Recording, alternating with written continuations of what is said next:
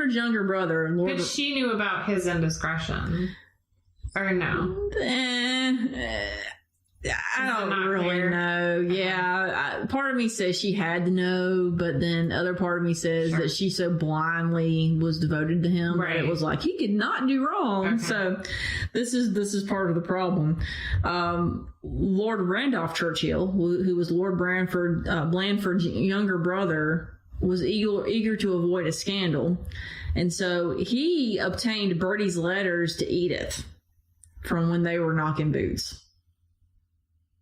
Because he wrote to her. Yeah, right. Bertie was a... How did he get the letters? Edith gave them to him. I don't know why, but... Did he pay her? No, he didn't. So he and Edith go to Alex and threaten her with these letters, saying that they were, of quote, of the most compromising nature, and that Bertie would never be able to sit on the throne of England if they were to go public. Oh. But Alex doesn't care, though. She does now. Yeah, she does now. So these letters do survive, and they're not what we call compromising, today at least. There appears to be some amount of joking between Edith and Bertie, and there are references to discretions, which we've interpreted to mean secrets.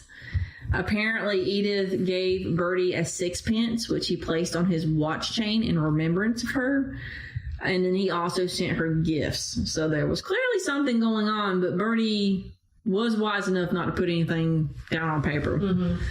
So Alexandra is understandably horrified and has no clue what to do.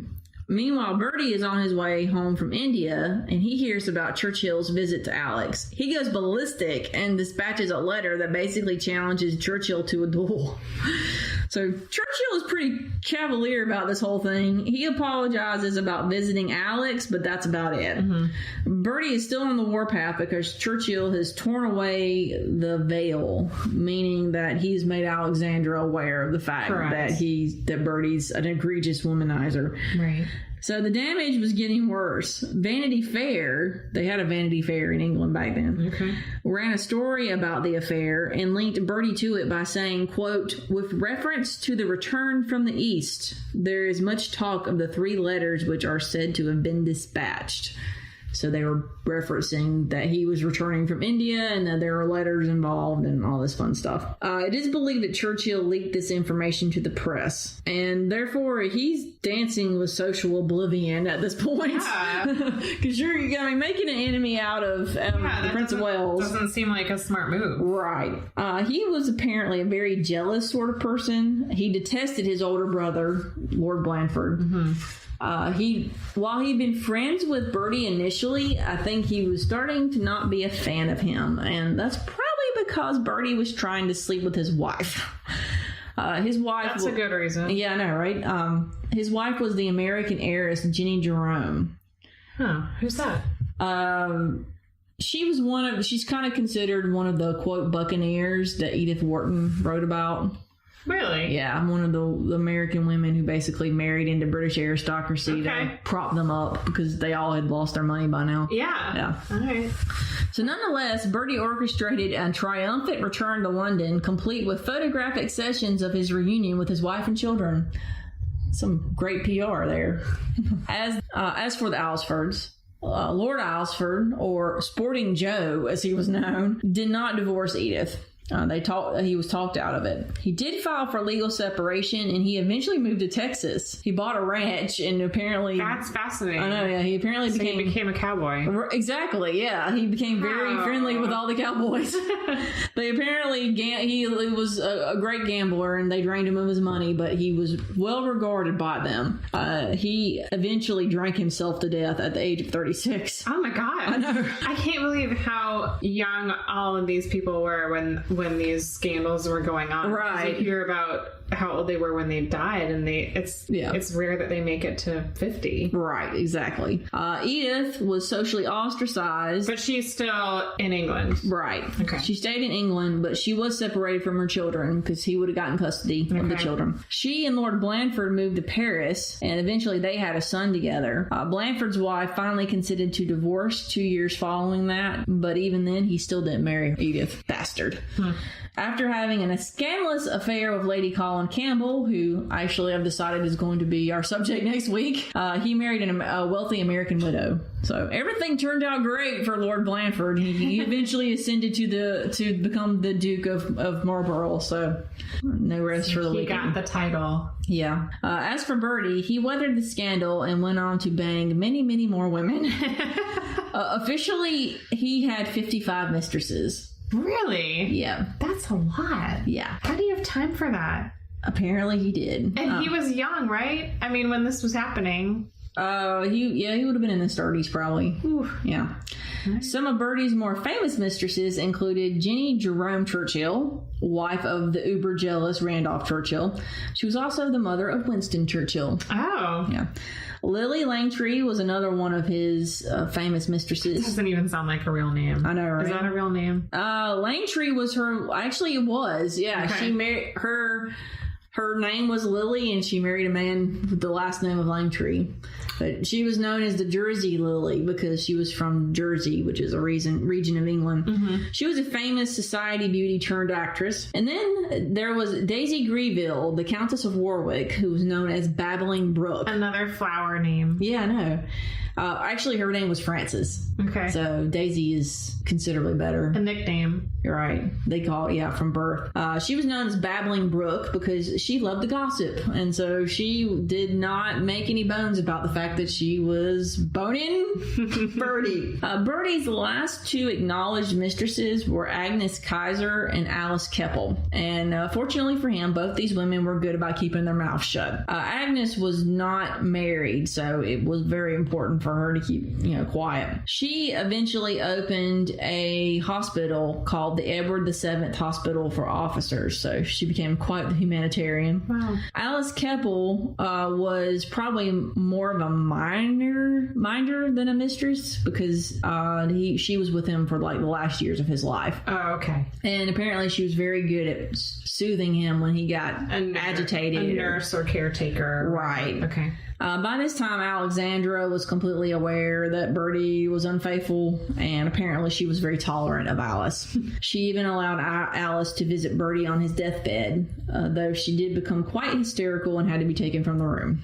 Oh. So I guess she really had true feelings for him. Yeah. Bertie ascended the throne of England in 1901 at the age of 60. After waiting all that time, he would reign for only 9 years. Oh, man. He died on May 6, 1910, after suffering multiple heart attacks. And even he was like having these multiple heart attacks, and they were like, go to bed. And he was like, I'm fine. It was kind of interesting. It was like, well, he was resilient, that's for sure. His eldest son, Albert Victor, predeceased him, so his second son, George, would become King George V. Alexandra continued with her charitable pursuits following Bertie's death, and actually remained quite youthful looking. You see pictures of her even when she's in her 50s, and she's actually very well preserved. Unfortunately, the stress of World War I kind of aged her. It caught up with her. She was very ill for the last 5 years of her life, and she died in 1925 of a heart attack. Wow, so she lived quite a bit longer than he did. She did. Well, she wasn't that. When was she?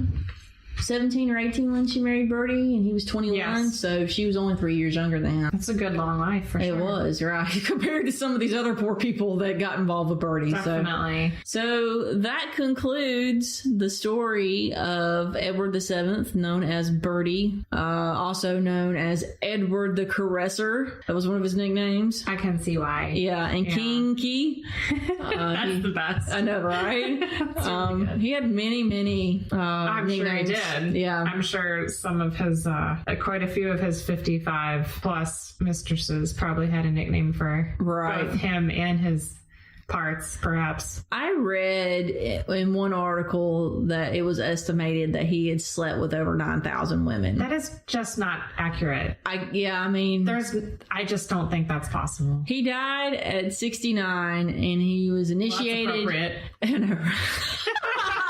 Oh, wow. That was good. That was real good. So, and he was initiated at 19, so that's 50 years. Okay. So 50 divided by... No math right now. Yeah, okay, good point.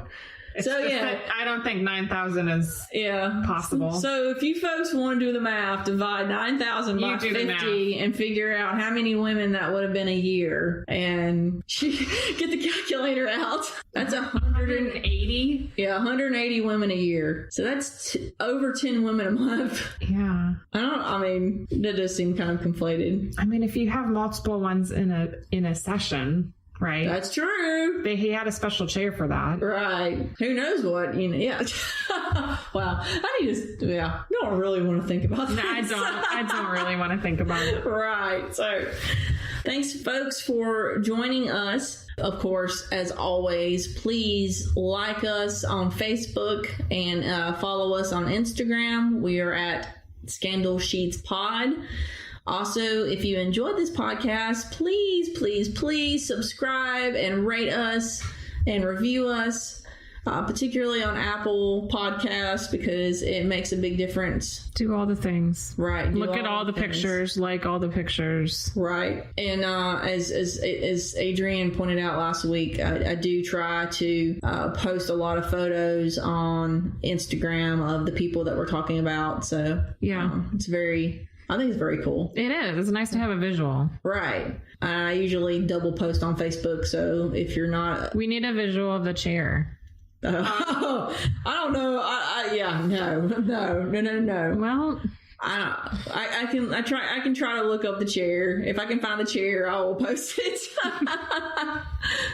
So join us next week for yet another scandal in history. As I alluded to a little bit earlier, I think I might do Lady Colin Campbell. She was kind of salacious. So I like that idea, connecting it to this one. Yeah, sort of branching off from the story. Right, and you guys who've been listening all along, you might have noticed that I do try to make connections, mentioning people that end up being future subjects. So we'll continue doing that for this series, and I'll have to just keep bookmarking all the fun ones that I want to do for future. I'm definitely going to do a courtesans series because there are so many courtesans. That's good, because I'm not even sure what that word means.